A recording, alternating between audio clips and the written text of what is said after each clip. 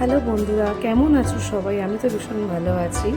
আমরা প্রতিদিনই বিকেলে বেশিরভাগই চিকেন পকোড়া না বাঁধাকপি পকোড়া খেয়ে থাকি। আজকে আমি একটা নতুন ধরনের পকোড়া দেখাবো, সাবুর পকোড়া। সাবুটাকে ধুয়ে নিয়ে ভালো করে হাত দিয়ে চটকে নিয়েছিলাম, তারপর দুটো কাঁচা লঙ্কা দিয়ে দিয়েছিলাম, তারপর একটু আদা পেস্ট করে সেই আদাটা আমি সাবুদানার মধ্যে দিয়ে দিয়েছিলাম। তারপর আগে থেকে আলু মাখিয়ে রেখেছিলাম, আলু সিদ্ধ করে সেই আলুটা আমি সাবুর মধ্যে দিয়ে দিয়েছিলাম। বেশ একটা গোটা বড় আলু দিলেই হয়ে যাবে, বেশি লাগবে না। তার সাথে হালকা একটু নুন দিয়ে দিলাম, নুনটা আপনারা স্বাদ মতো দেবেন। তারপর দিয়ে দিয়েছিলাম একটু অল্প চালের গুঁড়ো, যদি আপনার কাছে ধনে পাতা থাকে ধনে পাতাও দিতে পারেন।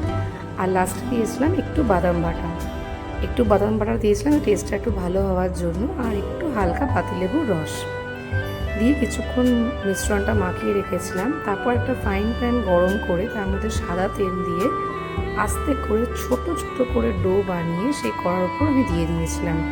এক পিঠ ভালো করে লাল হয়ে যাওয়ার পর অপর পিঠ উল্টে দিয়েছিলাম। দেখো এবার আমার ফিনিশিংটা কীরকম এসেছে। খেতে দুর্দান্ত হয়েছিল, একদম ক্রাঞ্চি একটা ব্যাপার ছিল, খুব সফট ছিল ব্যাপারটা। তোমরাও অবশ্যই ট্রাই করো এবং অবশ্যই আমাকে জানিও কেমন লাগে।